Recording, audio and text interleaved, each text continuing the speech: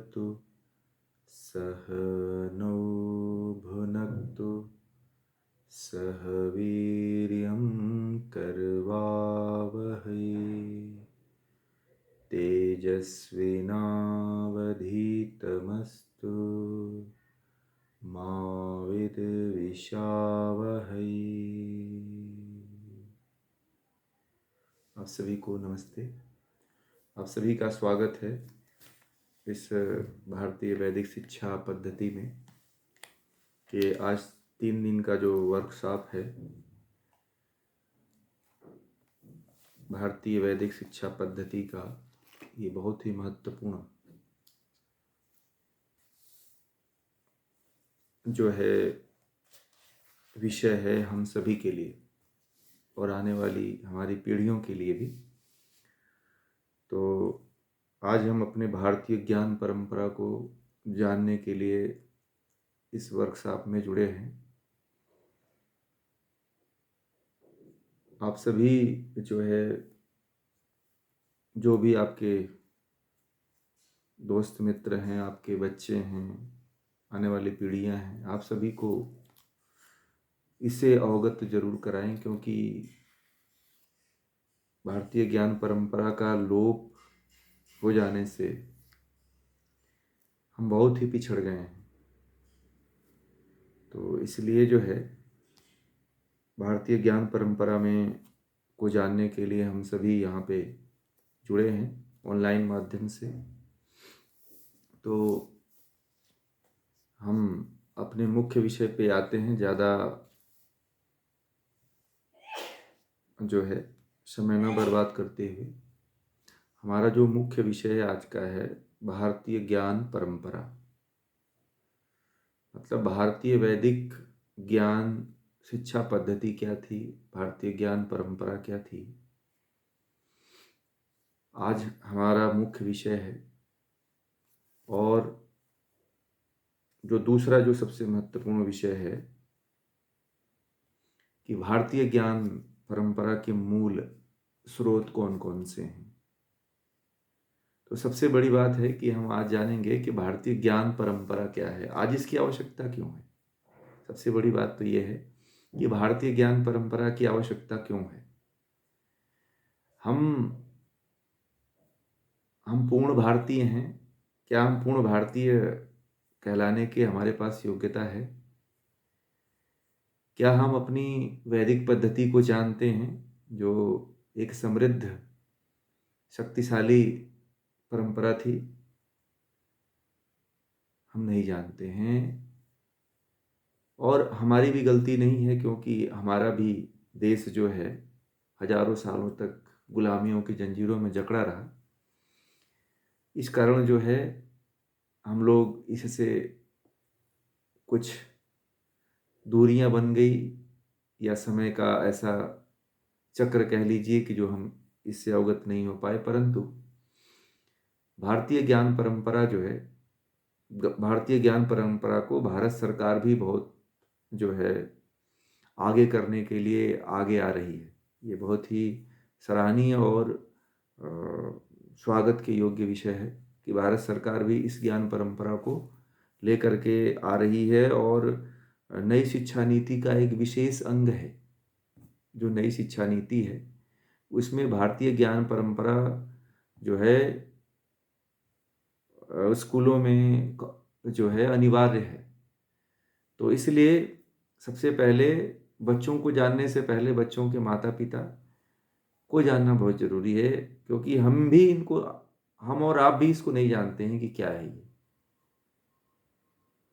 तो इसलिए हम अपने बच्चों को भी प्रेरित नहीं कर पाएंगे। इसलिए हमने जो है इस वर्कशॉप में जो है 8 वर्ष से लेकर के 80 वर्ष तक के जितने उम्र के लोग हैं सभी को जोड़ने का प्रयास किया है कि सबको जोड़ा जाए, सबको अवगत कराया जाए कि आखिर ये क्या है, लोगों को पता चले। अभी नहीं पता है इसके बारे में, लोगों को इसके बारे में बहुत ज़्यादा जानकारी नहीं है। और इस वर्कशॉप का मुख्य उद्देश्य यही है कि जो है भारतीय वैदिक शिक्षा को के प्रति लोगों को जागरूक किया जाए, परिवारों को जागरूक किया जाए कि वह जो है अपने परिवार को, समाज को, देश को जो है इसके लिए जागरूक करें। और भारत जो है, भारत कहा जाता है भारत पहले विश्व गुरु था। तो विश्व गुरु कैसे बनेगा? जब तक वह अपनी परंपरा को नहीं जानेगा तब तक विश्व गुरु नहीं बन सकता है। कोई भी देश तभी विश्व गुरु बनता है, तभी आगे बढ़ता है, जब वो अपनी परंपरा को जानता हो, अपनी सभ्यता को जानता हो। तो इसलिए जो है सबसे महत्वपूर्ण ये है कि हम अपनी भारतीय ज्ञान परंपरा को जान करके सभी तक पहुंचाने का प्रयास करें। ये हमारी बहुत ही महती आवश्यकता है, बहुत बड़ा कार्य है। और इसको हम सभी मिल करके जब करेंगे, और आप सभी आज इसमें जुड़े हुए हैं, और आप लोगों का भी आगे आने वाले समय में कर्तव्य बनेगा कि आप लोग भी इस विद्या को जो है जन जन तक लेकर के जाएं। तो देखिए, भारतीय ज्ञान परंपरा क्या है? भारतीय ज्ञान परंपरा जो है वह संपूर्ण ज्ञान की विधा है। भारतीय ज्ञान परंपरा वह संपूर्ण ज्ञान की विधा है, जिसमें योग, आयुर्वेद, गणित, अर्थशास्त्र, ज्योतिष, संगीत, नृत्य आदि तमाम और भी इससे अधिक विद्याएं हैं, जिनका संकलन, जिनका समन्वय है, वही जो है सबका समन्वय, सबका एकत्व, यही जो है हमारी क्या है? भारतीय ज्ञान परंपरा है, भारतीय ज्ञान वैदिक शिक्षा पद्धति है, जो हमें नहीं पता है, ना हमारी आने वाली पीढ़ी को पता है, ना हमें पता है। हम लोग कहते हैं कि हम भारतीय हैं। हम लोग सीमित कहाँ तक हो गए हैं? हम लोग सीमित हो गए हैं मंदिरों तक। घर में पूजा रख ले, फोटो रख लिए हैं, मंदिर चले जाते हैं, बस हम अपने आप को इतने में ही सीमित कर लिए हैं। और हमसे कोई पूछ दे कि आप भारतीय हो, तो भारतीयता के लिए आपके पास क्या योग्यता है, तो शायद हमारे पास वास्तव में कुछ योग्यता नहीं है। इसलिए जो है आज के समय में हर व्यक्ति के लिए भारतीय ज्ञान परंपरा को जानना अति आवश्यक है, क्योंकि बिना इसके जानने हम कभी अपने भीतर से भी जो है गौरवान्वित नहीं हो सकते हैं। हमारे भीतर आत्मविश्वास नहीं आ सकता है। हम केवल खोखले जो है हिंदू हैं, या ये कह लीजिए आर्य हैं, या ये कह लीजिए कि हम भारतीय हैं। भारतीयता का पूरा हमें ज्ञान नहीं पता है। इसलिए हमें जो है, आप जानते हैं, आप विदेश के वैज्ञानिकों के, सभी वैज्ञानिकों के नाम जानते होंगे, परंतु क्या आप लोग अपने देश के वैज्ञानिकों का नाम बता सकते हैं? आप अपने देश के वैज्ञानिकों के नाम बता सकते हैं आप लोग कि हमारे देश के वैज्ञानिक कौन कौन से हुए, तो जो बहुत बड़ा योगदान दिया है उन्होंने? बता सकते हैं कोई? प्राचीन, इस समय के नहीं, पुरातन। माइक ऑन कर लीजिए। हाँ, नहीं, आर्यभट्ट ने जीरो का आविष्कार नहीं किया था, ये गलत है। ये भी आप लोगों को मैं बता दूं कि जो है आर्यभट्ट ने जीरो का आविष्कार नहीं किया था। जीरो का आविष्कार जो है आर्यभट्ट से पहले है। लोगों ने ये एक प्रचलन चला दिया है कि जीरो का आविष्कार आर्यभट्ट ने किया है, परंतु आर्यभट्ट ने जीरो का आविष्कार नहीं किया है।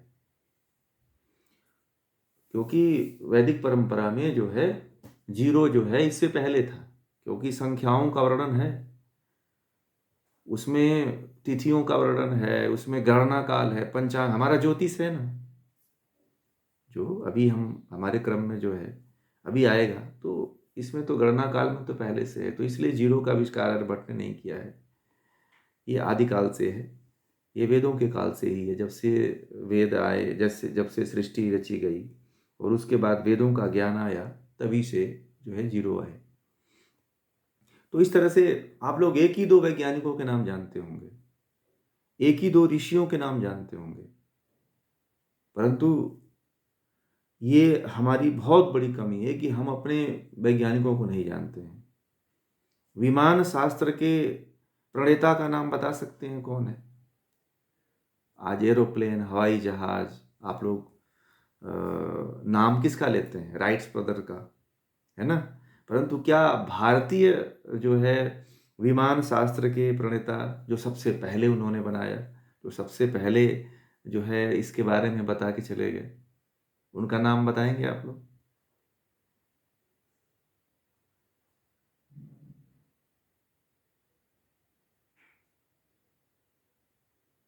नहीं, इससे पहले भी प्राचीन की मैं बात कर, हाँ,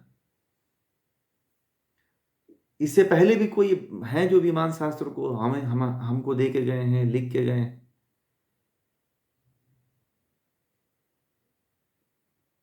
नहीं, वो तो था, परंतु इसके बारे में एक और ऋषि हुए जो इसके बारे में, हाँ, बहुत अच्छा, बहुत अच्छा, नवीन जी ने बताया। महर्षि भारद्वाज जो सबसे पहले हुए थे, और उन्होंने जो है विमान शास्त्र लिखा था। ठीक है, विमान शास्त्र को पढ़ करके भारत में एक हमारे बहुत बड़े वैज्ञानिक हुए, इनका नाम है बाबू शिवकर तलपड़े। बाबू शिवकर तलपड़े ने सबसे पहले विमान बनाया था। ठीक है, और उन्होंने जो है कुछ करीब 20 या 25 किलोमीटर तक उसको उड़ाया भी था, उसमें बैठ करके भी उड़ाए थे वो। परंतु अंग्रेजों की चाल ऐसी रही कि उनको भी मार दी,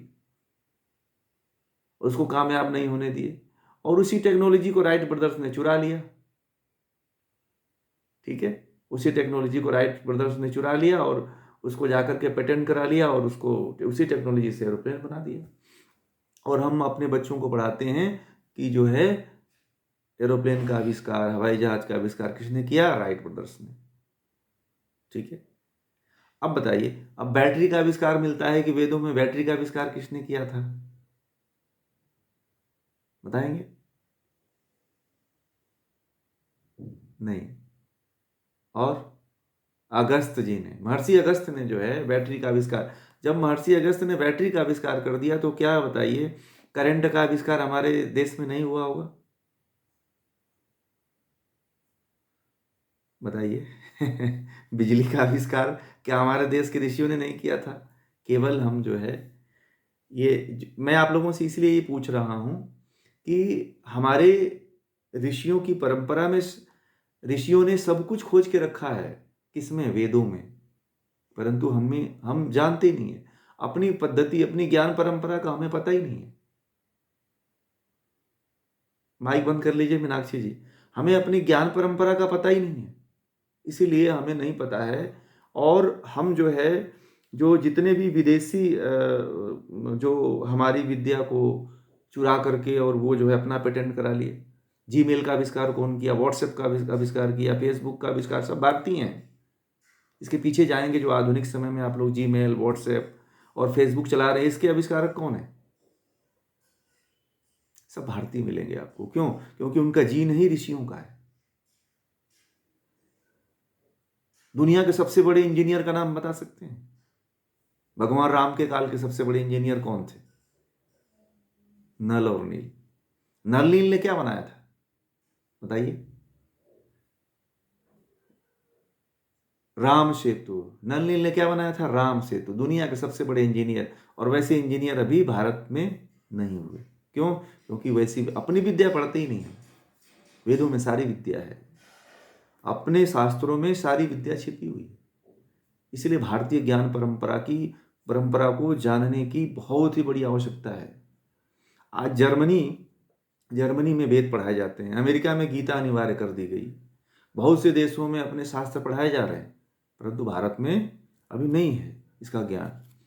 वे भारतीय नई शिक्षा नीति में जो है अभी इंडिया नॉलेज सिस्टम ही अभी छोटे से रूप में आया हुआ है।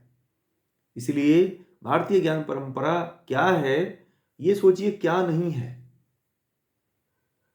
अगर उसकी गहराई में जाएंगे तो पूरा का पूरा स्रोत, मूल स्रोत जो है हमारे ऋषियों की खोजों में आएगा आपको।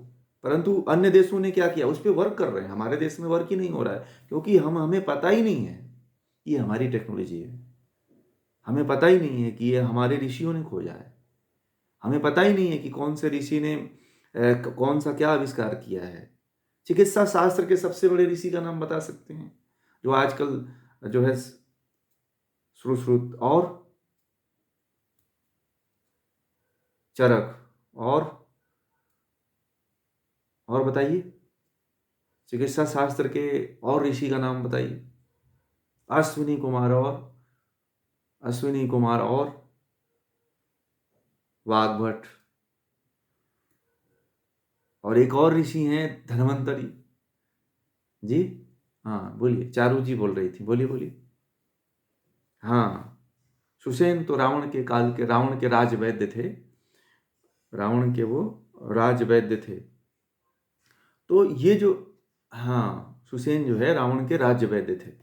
तो देखिए, मतलब एक बहुत बड़ी परंपरा, ब्रह्मा जी से लेकर के ये विद्या जो है, आयुर्वेद की जो विद्या है, ब्रह्मा जी से लेकर धन्वंतरी तक, धन्वंतरी से चरक, सुश्रुत, वाग्भट, ऐसे परंपरा हमारे देश में आयुर्वेद की चली है। और आप जाएंगे विदेशों में जो है महर्षि सुश्रुत का जो है मूर्ति और फोटो लगा हुआ है, परंतु हमारे देश के लोग नहीं मानते हैं कि शल्य चिकित्सा जो है सुश्रुत ने किया था। हमारे देश के लोग तो मानते ही नहीं है, क्योंकि उनको पता ही नहीं है अपनी भारतीय वैदिक शिक्षा पद्धति। विदेश के एक मेडिकल कॉलेजों में जो है सुश्रुत का फोटो और मूर्तियां लगा हुआ है, पर हमारे देश के लोगों को पता ही नहीं। उस समय सुश्रुत ने ऑपरेशन करने के न जाने कितने 100 से 100 से ऊपर जो इंस्ट्रूमेंट बनाया था, ये हमें पता ही नहीं। इसीलिए भारतीय ज्ञान परंपरा की बहुत बड़ी आवश्यकता है कि हमें अपने ज्ञान पे, हम अपने जो है परंपरा पे गर्व हो। यदि हम अपनी परंपरा को जानेंगे तो ही तो हम विश्वगुरु बन पाएंगे। भारत विकसित राष्ट्र विश्वगुरु तभी तो बनेगा, क्यों? तभी बनेगा ना, जब हमें हमें जब पता रहेगा तभी बनेगा, है ना। आप देखिए, अब खगोल शास्त्र का, अभी हमारे हमारे यहाँ खगोल शास्त्र के बारे में सारी जानकारी, ग्रह नक्षत्रों के बारे में जानकारी ऋषियों को रहती थी। तो ये इसलिए आप लोगों से मैं थोड़ा सा इसके प्रति चर्चा कर रहा हूँ कि इसमें रुचि आप लोगों की तब बनेगी।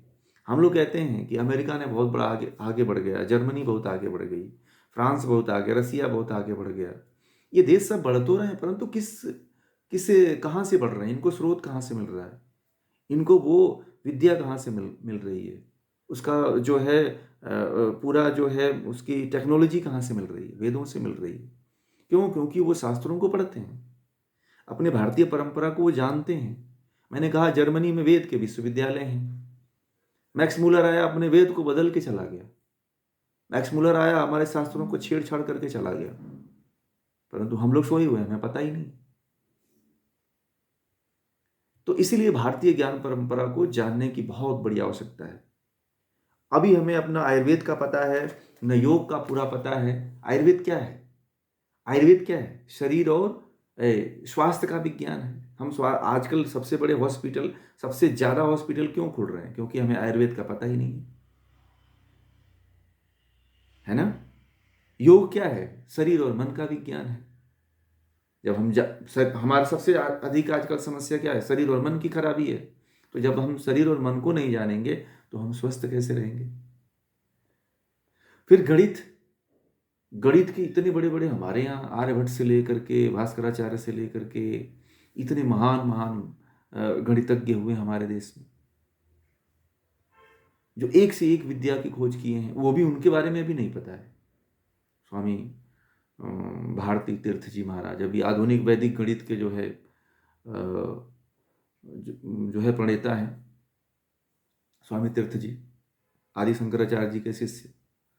बहुत बड़ा उन्होंने काम किया।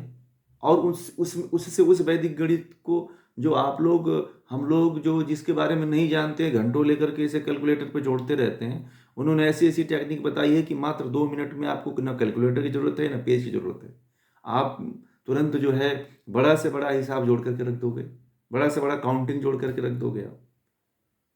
इसीलिए भारतीय वैदिक शिक्षा पद्धति की बहुत आवश्यकता है। बिना इसके हम आगे नहीं बढ़ सकते हैं। हम जिनकी तुलना कर रहे हैं, जिनसे हम आगे बढ़ रहे हैं, आज पूरा जो देश जिस जहां से बढ़ रहा है, पूरा विश्व जो है जहां से आगे बढ़ रहा है, हम लोग वहां से नहीं पकड़ रहे हैं, हम लोग उनके पीछे जा रहे हैं, हम अपनी टेक्नोलॉजी के पीछे नहीं जा रहे। इसलिए भारतीय ज्ञान परंपरा की बहुत आवश्यकता है। भारतीय ज्ञान परंपरा जो है ज्योतिष। ज्योतिष क्या है? ज्योतिष खगोल विज्ञान है, ग्रह नक्षत्रों का विज्ञान है। ज्योतिष, हम लोगों के मन में एक भ्रम आ गया है कि ज्योतिष का मतलब कि वो पंडित जी देते हैं, वो पंडित लोग देते हैं अंगूठी पहन लो, माला पहन लो। ये ज्योतिष नहीं है। आज ज्योतिष का वास्तविक स्वरूप ये नहीं, ज्योतिष का है ग्रह, नक्षत्र, तारा, यानी कि सूर्य, चंद्रमा, पृथ्वी की के भीतर के दो तीनों में क्या परिवर्तन हो रहा है, उससे क्या हमारे ऊपर प्रभाव पड़ रहा है। पूर्णिमा, एकादशी, तिथियां बहुत मायने रखती हैं। तो हमें तो जो है महीनों का नाम ही नहीं याद है। 12 महीनों का नाम ही नहीं याद होगा। चैत, बैसाख, ज्येष्ठ, आषाढ़, सावन, भादो, कुआर, कार्तिक, अगहन, पूस, माघ, फाल्गुन, ये नहीं याद होगा। हमें तो जनवरी फरवरी याद है। इनका बड़ा महत्व है, बड़ा सा कि हाँ हाँ हाँ, वो दूसरा नाम है। वो बात सही कहा आपने, उसमें वेद में। हाँ, वो अगले स्टेप में बताएंगे वो। ठीक है। वो जो है, जो महीनों के नाम है, वो 12 महीनों के नाम वेद में, संस्कृत में अलग है। परंतु अभी तो जो है, जो हिंदी में है, वो अभी यही जान लीजिए तो ज़्यादा बेटर है। अभी तो बस इतना ही रख रहे हैं अभी। वो आगे का स्टेप है ना। फिर ऐसे ही जो है, तिथियां कितनी होती हैं, तिथियों के हिसाब से हम लोग जन्मदिन मनाते हैं। हम लोग डेट के हिसाब से मनाते हैं, और डेट कोई ऑथेंटिक चीज़ होती ही नहीं है। डेट कभी सेम डेट के दिन आप लोग मानते हो कि हमारा इसी दिन जन्म हुआ, कभी आया ही नहीं, वो समय आता ही नहीं, क्योंकि ग्रह नक्षत्रों का सारा प्रक्रिया बदल जाती है। परंतु तिथि के अनुसार यदि मनाते हैं तो सेम डे, सेम टाइम वो चीज़ आपको पड़ेगा, आपका जन्मदिन मिल जाएगा उस टाइम पे। और उस दिन मनाओ तो ज़्यादा अच्छा है। हम लोग भगवान की, अपने देवता लोगों की, अपने त्यौहार को तो तिथि के अनुसार मनाते हैं, परंतु अपना जन्मदिन तिथि के अनुसार नहीं मनाते हैं। हम लोग जेट के हिसाब से मनाते हैं। तो जब हमें ये खगोल विज्ञान पता होगा, जब हमें ज्योतिष पता होगा, तो हम इसको अच्छी तरह से अपने जीवन में उपयोग कर पाएंगे, है ना। हमारे यहाँ प्रथमा से लेकर के पूर्णिमा और अमावस्या तक त्यौहार है। मतलब हम लोग, हमारी भारत की इतनी गौरवशाली परंपरा है कि हम लोग एक एक तिथि को एक उत्साह के रूप में मनाते हैं। विश्व के लोग आज जगे हैं, और वो लोग इंटरनेशनल डे मनाते हैं, हर दिन के दिन इंटरनेशनल डे रखने लगे हैं। परंतु आप लोगों को पता है, चाहे कृष्ण पक्ष हो चाहे शुक्ल पक्ष हो, आप देखना किसी न किसी तिथि के दिन कोई स्नान होता है, कोई व्रत होता है, कोई त्यौहार होता है कि नहीं होता। चतुर्थी होता है, त्रयोदशी होता है, एकादशी होता है, पूर्णिमा होता है। हमारे यहाँ तो बहुत, सभी लोग सभी दिन व्रत करते हैं। लोग करते हैं कि नहीं करते हैं, है ना। इन सभी दिनों में व्रत त्यौहार लोग करते हैं कि नहीं करते हैं। कितना बड़ा साइंस है, परंतु हमें पता ही नहीं। आज नासा जो है, जो भी अपना उपग्रह ग्रह छोड़ता है, मंगलयान चंद्रयान पे ले जाता है, भारतीय कैलेंडर के अकॉर्डिंग लेके जाता है, सफल हो जाता है। क्योंकि उनको पता है कि भारतीयों को बहुत बड़ा ज्ञान था इसके बारे में। सोचो उस समय जो है, उस समय के जो हमारे यहाँ के जो खगोल वैज्ञानिक रहे होंगे, वो कैसे जो है सूर्य चंद्रमा की गति को उन्होंने आंक लिया, कैसे देख लिया, कौन सी उनके पास टेक्नोलॉजी रही होगी, कौन सी पद्धति रही होगी। ये है भारतीय वैदिक शिक्षा, ये है भारतीय ज्ञान परंपरा। फिर अर्थशास्त्र, कैसे अर्थव्यवस्था को बनाया जाए। सब दुनिया की सबसे बड़ी जो है अर्थव्यवस्था का पाठ, सबसे बड़ी अर्थशास्त्र के हमारे यहाँ प्रणेता हुए हैं आचार्य चाणक्य, कौटिल्य, है ना। फिर शासन व्यवस्था, शासन व्यवस्था के बारे में यदि आप लोगों को जानना है, कैसी शासन व्यवस्था रखनी चाहिए, कैसे जो है शासन चलानी चाहिए, तो ये जो है अपने अर्थशास्त्र में पूरा बताया हुआ है। और पूरा सारा विश्व जो है उसकी कॉपी कर रहा है, और हमारा देश है उसको नहीं फॉलो करता है। जो अदर कंट्री वाले फॉलो करते हैं उसी को कॉपी करता है हमारा देश। क्यों? क्योंकि हमको ये पता ही नहीं। फिर जो है संगीत आता है, नृत्य आता है, कला आता है। संगीत और नृत्य मतलब हमारे यहाँ कितने, न जाने कितने प्रकार के संगीत होते हैं, कितने प्रकार के गीत, वाद्य, नृत्य। अब वो खत्म हो गए। हम लोग तो बॉलीवुड के सुनते हैं, जिसमें कोई सार नहीं है, एक एक आया दूसरे को पकड़ लिए, फिर दूसरा आया तीसरे को पकड़ लिए। वहाँ तो राग चलते थे। एक राग को सुनने के बाद व्यक्ति अपनी अ, आत्मा और मन के गहराइयों के भीतर डूब जाता था वो। तो वो संगीत हमारे पास नहीं, क्योंकि हम अपने बारे जानते ही नहीं हैं, हमें पता ही नहीं। ये है हमारा भारतीय ज्ञान परंपरा। कला, हमारे यहाँ कला कितनी 64 कलाएं थी। कहा जाता है हमारे देश में कि हमारे देश में कितनी कलाएं थी, 64 कलाएं थी। नालंदा, तक्षशिला जैसे विश्वविद्यालयों में 64 कलाओं का जो है स्किल दिया जाता था। आज स्किल की आवश्यकता है ना। आज डिग्री की आवश्यकता नहीं, स्किल की आवश्यकता है। वो 64 कलाएं विलुप्त हो गई, अब उसका कहीं अता पता नहीं।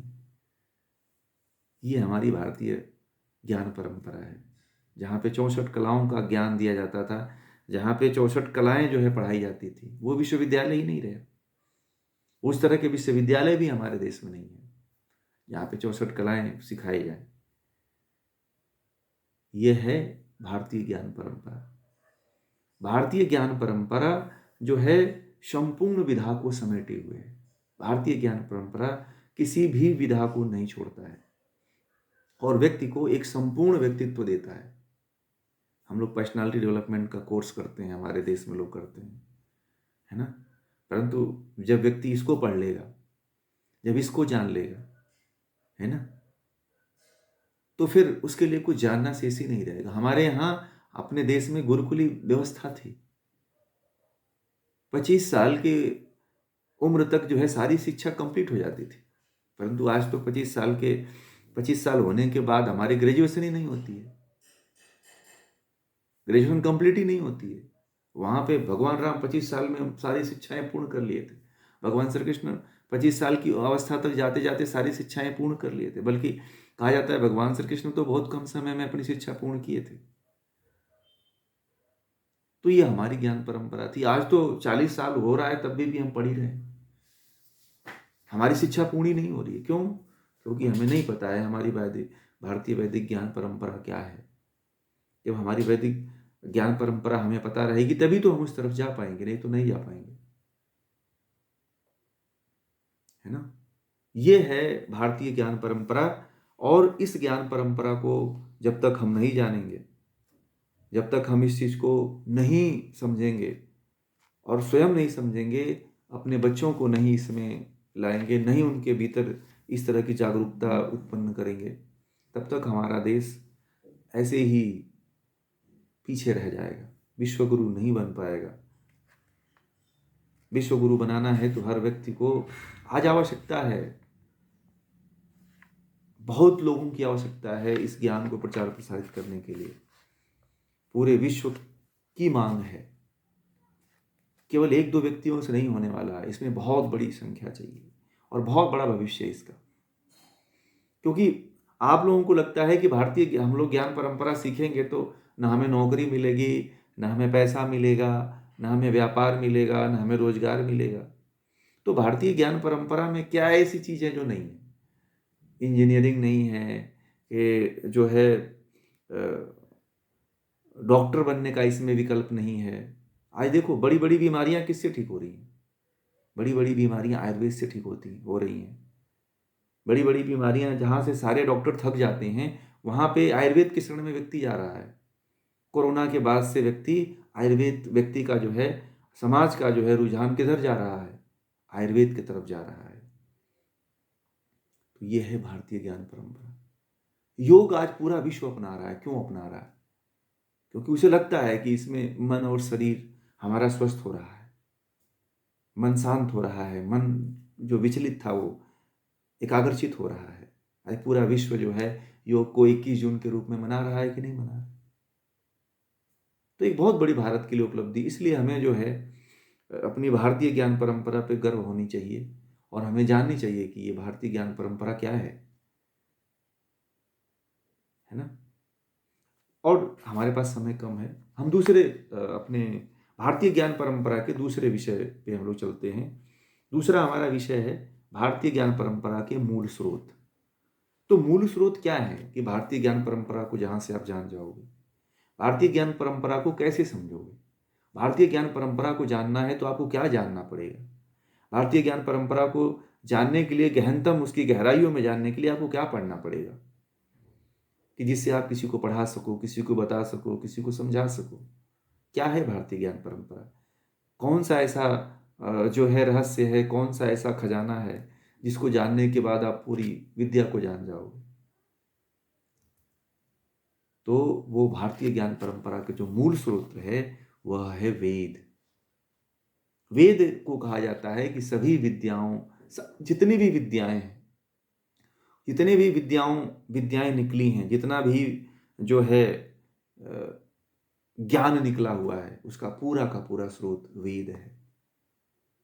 हम लोगों से कोई पूछता है, हम लोग भारतीय हैं, मुसलमान कहता है कि हमारा प्रिय ग्रंथ जो है क्या है, ईसाई बोलता है हमारा प्रिय ग्रंथ क्या है, बाइबिल है, मुसलमान बोलता है कुरान है। परंतु हमसे कोई पूछता है तो हमें नहीं पता होता है। हम कौन बताएं? बताइए, आप लोग क्या बताते हो? बताइए, आपसे पूछता है कि आपका मुख्य ग्रंथ क्या है तो क्या बताते हैं आप लोग?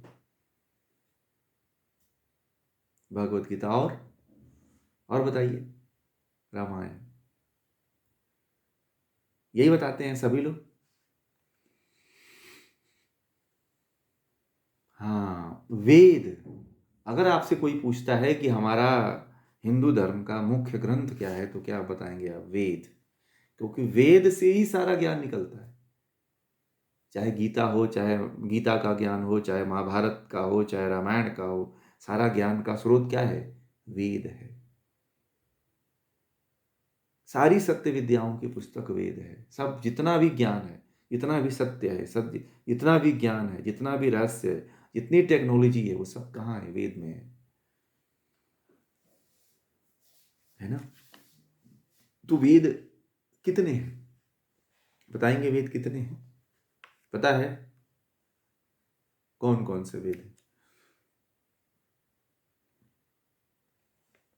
अथर्ववेद। अथर्ववेद। अब ऋग्वेद क्या है?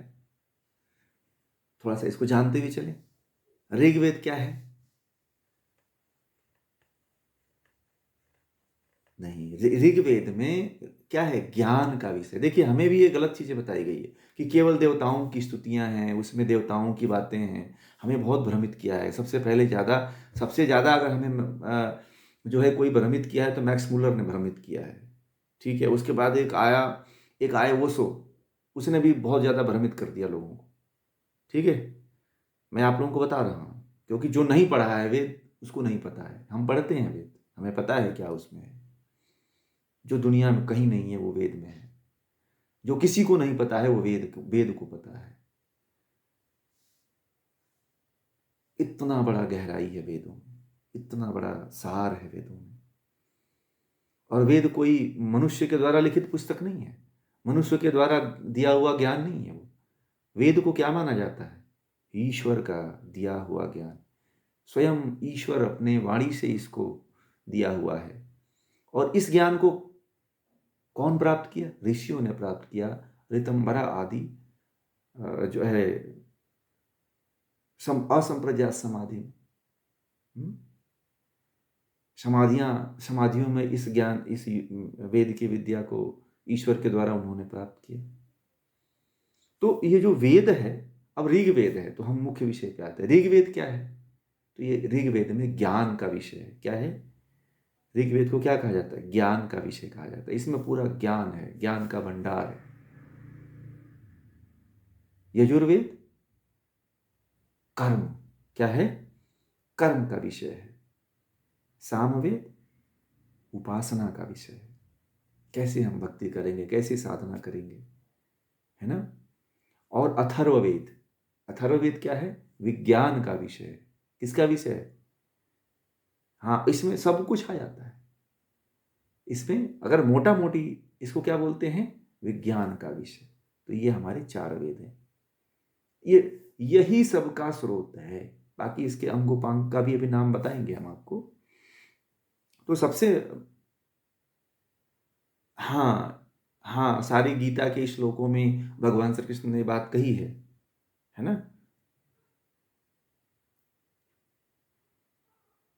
सब है, टोटली है, उसमें सब कुछ है, सब कुछ है।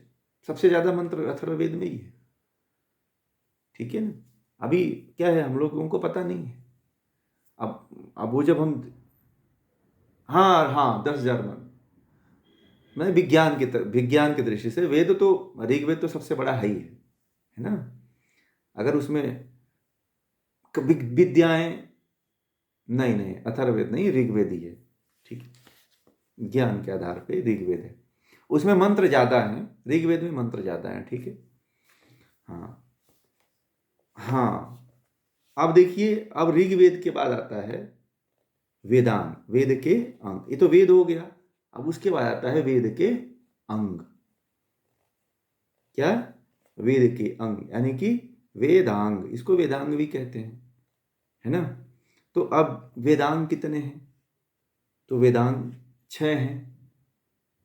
बताएंगे कौन कौन से हैं, किसी को पता है?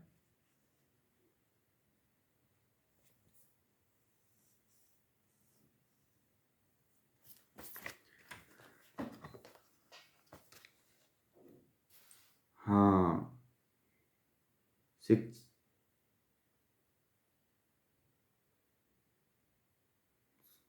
नहीं नहीं, अभी बस जो पूछ रहे हैं वही बताइए। अभी क्या है? शिक्षा, वेदांग, वेदांग, शिक्षा, कल्प, व्याकरण, निरुक्त, छंद और ज्योतिष, ये जो है वेदांग है। फिर जो है वेदांग के बाद आता है उपांग, वेद के अंग हो गए, और वेद, फिर उसके बाद उपांग भी आते हैं, है ना।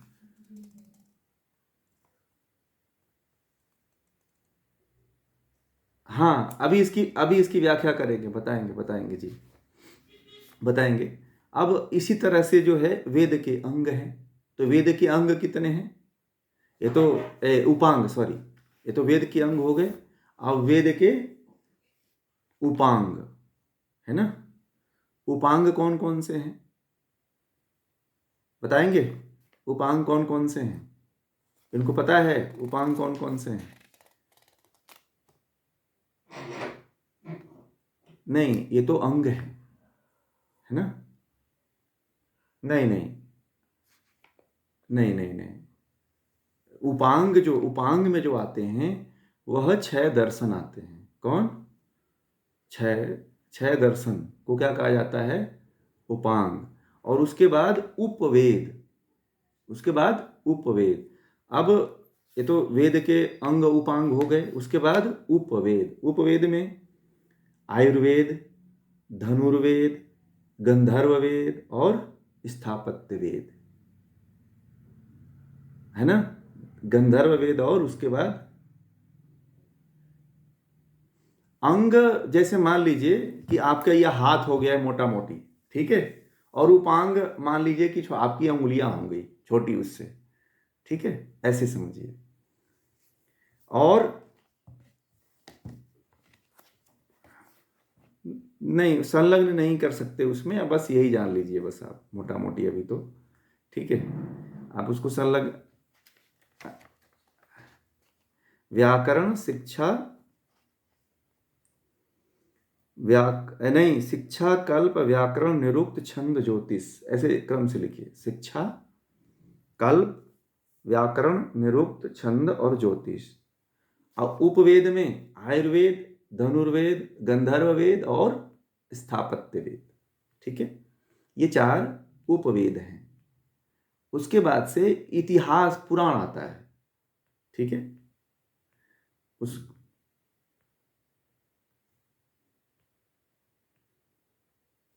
हाँ, स्थापित वेद, अभी उसके बारे में मैं थोड़ा थोड़ा बताऊंगा आप लोगों को, ठीक है। पहले मैं इसको थोड़ा थोड़ा रख देता हूँ कि बस एक, उसके बाद से जो है पुराण आते हैं, ठीक है। तो देखिए, पुराण में जो ब्राह्मण ग्रंथ ग्रंथ आते हैं, ठीक है ना, वैसे वैदिक दृष्टि से यदि देखा जाए तो ब्राह्मण ग्रंथों को पुराण कहा जाता है, और 18 पुराण भी हैं, ठीक है, और 18 पुराण भी हैं। ठीक है। और इनको भी पुराण कहा जाता है, जो ब्राह्मण ग्रंथ हैं। ब्राह्मण ग्रंथ में ऋग्वेद के ब्राह्मण आते हैं, जैसे अपने वेद है ना, ये चारों वेद, तो इन चारों वेद के ब्राह्मण आते हैं। ठीक है। तो ऋग्वेद के जो ब्राह्मण होते हैं वो ऐत्रेय और कौशितकी ब्राह्मण, ये दो ब्राह्मण आते हैं ऋग्वेद के। ठीक है, आप लोग नोट भी कर लें तो ज़्यादा अच्छा रहेगा आप लोगों के लिए, इसकी अच्छी जानकारी मिलेगी। फिर यजुर्वेद के ब्राह्मण दो आते हैं, उसके भी दो आते हैं, शतपथ और तैत्तिरीय ब्राह्मण। ठीक है। और उसी तरह से सामवेद के ब्राह्मण आते हैं, तो सामवेद के तांडे और षड्विंश ब्राह्मण आते हैं, उसके भी दो आते हैं, षड्विंश। और हाँ, लिख लीजिए, ये बहुत काम आएगा आप लोगों को। ऋग्वेद के ऐत्रेय और कौशितकी, है ना, और यजुर्वेद के जो है शतपथ और तैत्तिरीय, और सामवेद के तांडे और षड्विंश, और अथर्ववेद के मात्र एक ब्राह्मण है जिसका नाम है गोपथ। ठीक है।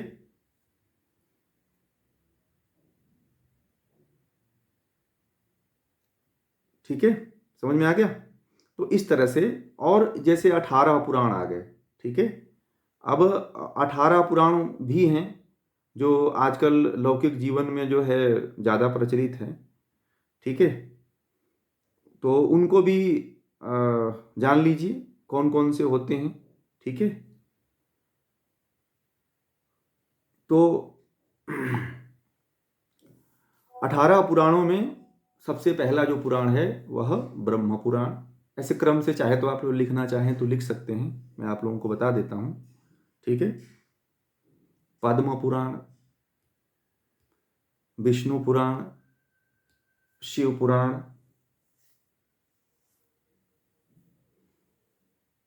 भागवत पुराण, नारद पुराण, मार्कंडे पुराण, अग्नि पुराण, भविष्य पुराण, ब्रह्म वैवर्त पुराण, लिंग पुराण, वराह पुराण, स्कंद पुराण, वामन पुराण, कौर्म पुराण, गणेश पुराण और ब्रह्मांड पुराण। ये करीब 18 पुराण हैं। तो आप हाँ, उसको भी लिख लीजिए। अभी बाद में बहुत से और भी जोड़े गए हैं पुराण। ठीक है। हाँ, और भी पुराण बहुत से जोड़े गए हैं अभी, तो वैसे तो बहुत से पुराण हो जाएंगे। ठीक है। तो इस तरह से ये जो है और अब इतिहास देखिए, भारतीय ज्ञान परंपरा को समझना है तो अब इतिहास, पुराण के बाद देखिए, पुराण का अर्थ भी इतिहास होता है। ठीक है। परंतु अब जो है वास्तव में समझना है तो इतिहास क्या है, तो इतिहास को समझिए। इतिहास में रामायण, महाभारत। ठीक है। इतिहास में लिख सकते हैं महा रामायण और महाभारत। ठीक। तो ये जो है थोड़ा सा इसके बारे में जो है मैं आप लोगों को बता देता हूँ। ये भी शिक्षा और अ, निरुक्त, व्याकरण, छंद, ज्योतिष, थोड़ा थोड़ा एक एक अक्षर में आप लोग चाहे तो इसको नोट कर सकते हैं।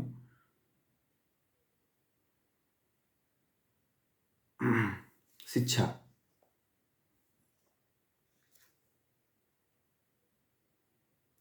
है ना। शिक्षा में एक एक शब्द उसमें बस लिख लीजिए, बाकी इसको हम आगे विस्तार से आगे हम आप लोगों को बताएंगे, समय का अभाव है।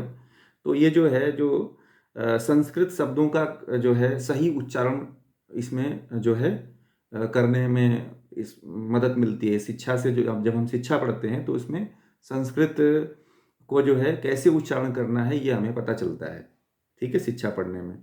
फिर जो है व्याकरण है, तो व्याकरण में जो है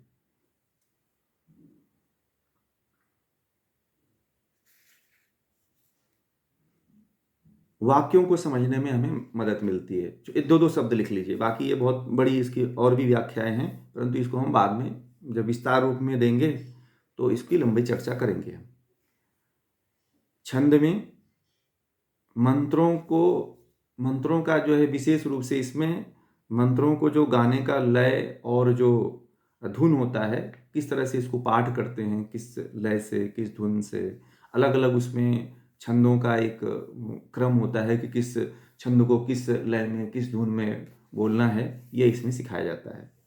और निरुक्त है कि शब्द की उत्पत्ति कैसे हुई, शब्द की व्युत्पत्ति का पता चलता है। जैसे राम शब्द है, तो राम शब्द कैसे आया, है ना, इसकी व्युत्पत्ति के बारे में बताया जाता है। जितने जैसे आप लोगों के नाम है, तो आप लोगों का नाम कैसे बना, वो जो है पूरा इसमें निरुक्त में पता चलता है उसको पढ़ने से। और कल्प है, तो जो भी हम अनुष्ठान करते हैं ना, जो भी हम अनुष्ठान करते हैं, कर्मकांड करते हैं, तो उनकी गतिविधियों का, दैनिक गतिविधियों का पूरा इसमें जो है वर्णन मिलता है। ठीक है। अब उसके बाद से हुए ज्योतिष। ज्योतिष में ग्रह नक्षत्र आदि, जो ग्रह नक्षत्र को, खगोल विद्या को, ज्योतिष को आदि को समझने का इसमें ज्ञान हमें मिलता है। पूरा खगोल विज्ञान, ज्योतिष जो है, हमारे सूर्य चंद्रमा तारे आदि के बारे में पूरी जानकारी मिलती है इसमें। ठीक है, समझ में आ गया। ये तो वेदांग हो गए। ठीक है, अब जो है उपांग लिख लीजिए। तो सबसे पहला सांख्य, सांख्य दर्शन, योग दर्शन। अब आप लोग इसको तो बहुत अच्छी तरह से जानते हैं। सांख्य में क्या है, प्रकृति और पुरुष का ज्ञान है। योग दर्शन में योग और समाधि आदि का ज्ञान है। और उसके बाद से एक क्रम है, इनका एक कॉम्बिनेशन है, सांख्य, योग, न्याय, वैशेषिक, मीमांसा और वेदांत, ये उपांग है। सांख्य, योग, न्याय, वैशेषिक, मीमांसा, वेदांत, ये उपांग हो गए। न्याय दर्शन में तर्क,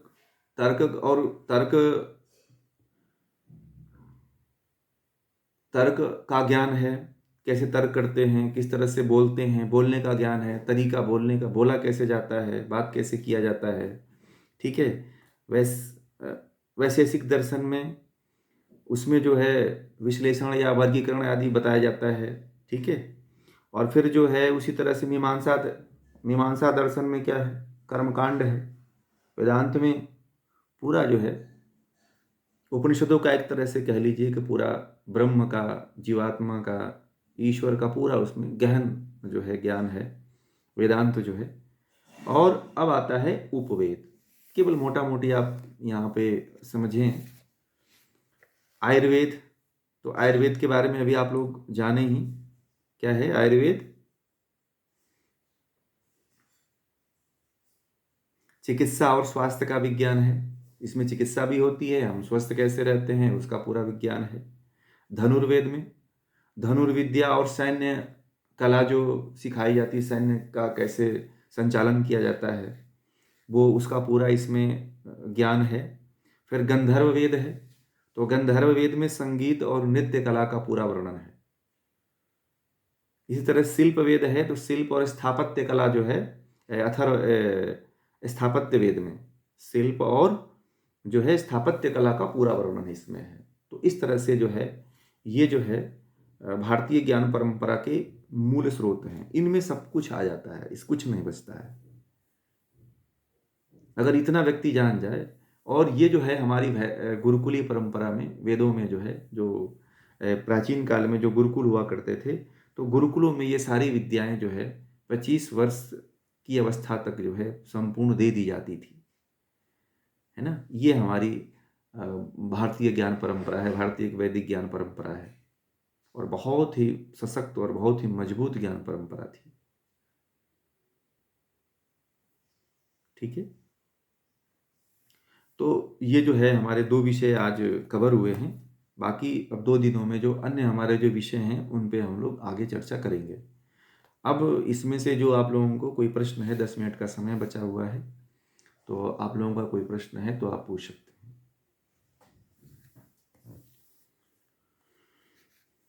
जी।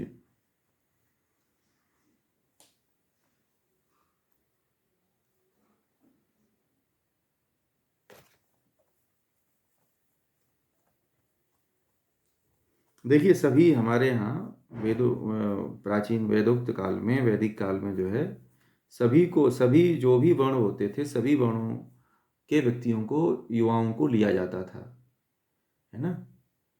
सभी को लिया जाता था और उसकी योग्यता के अनुसार जो है, गुरु जो है, जिसकी जैसी योग्यता होती थी उसको उस तरह से आगे बढ़ाया जाता था। जिसके अंदर ज्ञान पढ़ने पढ़ाने का होता था, जिसको देश की रक्षा करने की जिसके अंदर बल होता था, जिसके अंदर व्यापार की कला होती थी, जिसके अंदर और जो कुछ नहीं कर पाता था, जो इन तीनों में समर्थ नहीं हो पाता था, वो सेवा करता था। या ये कह लीजिए कि वह कोई छोटा जॉब कर लेता था, कोई छोटा काम कर लेता था, जो आजकल के समय में लोग छोटी छोटी जॉब कर लेते हैं, वही काम था।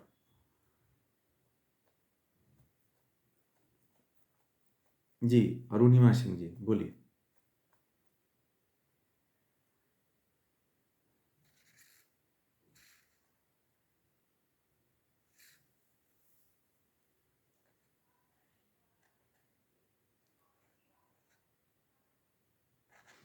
इसका उसी के जो मैंने जैसा मैंने बताया है, उसी के अनुसार ये वर्ण व्यवस्था थी कि जिसका जैसा कर्म होता था, वो अपने अपने वर्ण में चला जाता था।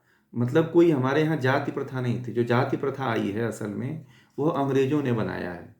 कास्ट जो शब्द है वो इंग्लिश शब्द है, और अंग्रेजों ने क्या किया था, अपनी ईस्ट इंडिया कंपनी को स्थापित करने के लिए और औद्योगिक क्रांति के लिए, जो हमारे देश में जो लोग व्यापार करते थे, उनको कास्टीज में डिवाइड कर दिया।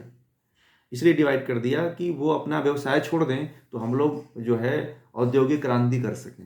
ये बहुत बड़ा प्लान था उनका, बहुत सोची समझी चाल थी उनकी। और जो है हमारे यहाँ जो है, उन्होंने इस तरह का बीज बो करके अपने औद्योगिक क्रांति कर दिया। जी।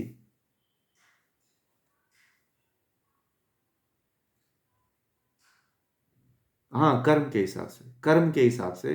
जन्म से कोई जन्म से कोई ब्राह्मण क्षत्रिय वैश्य शूद्र नहीं होता है। वो कर्म से होता है, गुणों के आधार पर होता है। जिसका जैसा गुण होता है, जैसा संस्कार होता है, वह उस अवस्था में, उस कुल में जाता है। जी।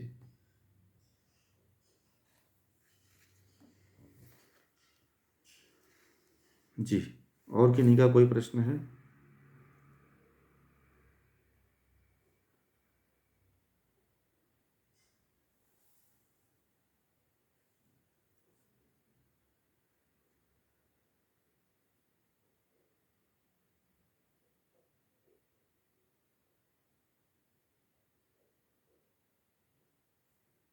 पूछ सकते हैं, कोई भी जिनका भी प्रश्न है ना, वो पूछ सकते हैं। अभी इसमें आप लोगों को जो नहीं समझ में आया वो पूछ सकते हैं, क्योंकि देखिए आज के समय में जो है, इसके बारे में जानना बहुत ही आवश्यकता है। क्योंकि जब तक हम। हाँ, बोलिए। नमस्ते।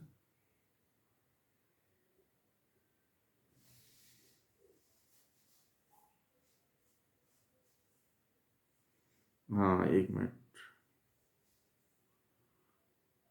हम्म,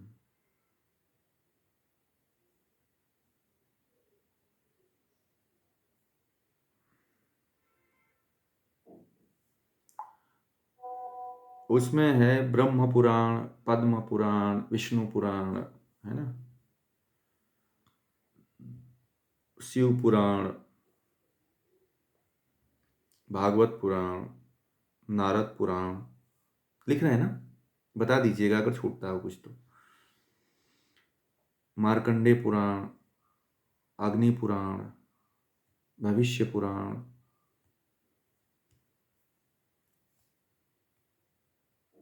ब्रह्म वैवर्त पुराण,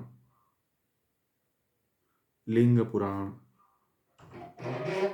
वराह पुराण,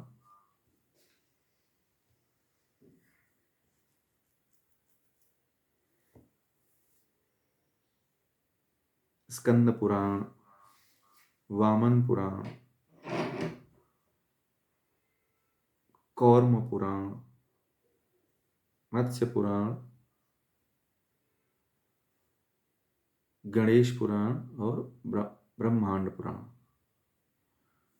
ठीक है, और भी बहुत से पुराण हैं और इनको जो है उसमें अलग अलग लोग, विद्वान लोग अलग अलग तरीके से उसमें जोड़े हुए हैं, तो अपने माध्यम से आप देख सकते हैं। जी अरुणिमा जी बोलिए।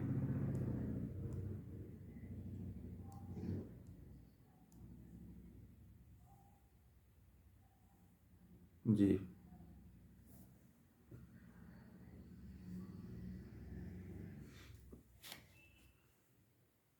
वेद वेद पढ़ाते थे, स्त्रियों के गुरुकुल अलग होते थे। जब आप उपनिषद पढ़ेंगे जो है पुरुषों और स्त्रियों के दोनों के गुरुकुल अलग अलग हुआ करते थे। स्त्रियों के गुरुकुल में स्त्रियां ही रहती थी, पुरुष नहीं पढ़ाते थे, इसलिए उनका जिक्र कम आता है। आप वेद में जाएंगे तो गार्गी, अपाला, मैत्रेयी, कात्यायनी, ये सब एक महान महान जो है विदुषी महिलाएं हुई हैं, जो याज्ञवल्क्य की और जैसे ऋषि को परास्त कर देती हैं। आदि शंकराचार्य जी को मंडन मिश्र की पत्नी परास्त कर देती है ना। तो ऐसा नहीं है, वेद हमारे संस्कृति में, भारतीय संस्कृति में स्त्री को कभी दबा करके घर में या छिपा करके नहीं रखा जाता है। घूंघट तो मुसलमानों के काल से आया है, जब जो है आक्रमण करते थे तो इसलिए मुंह छिपाना पड़ता था, क्योंकि वो उनकी वो आदत थी, तो वो देखते थे तो उठा ले जाते थे। ठीक।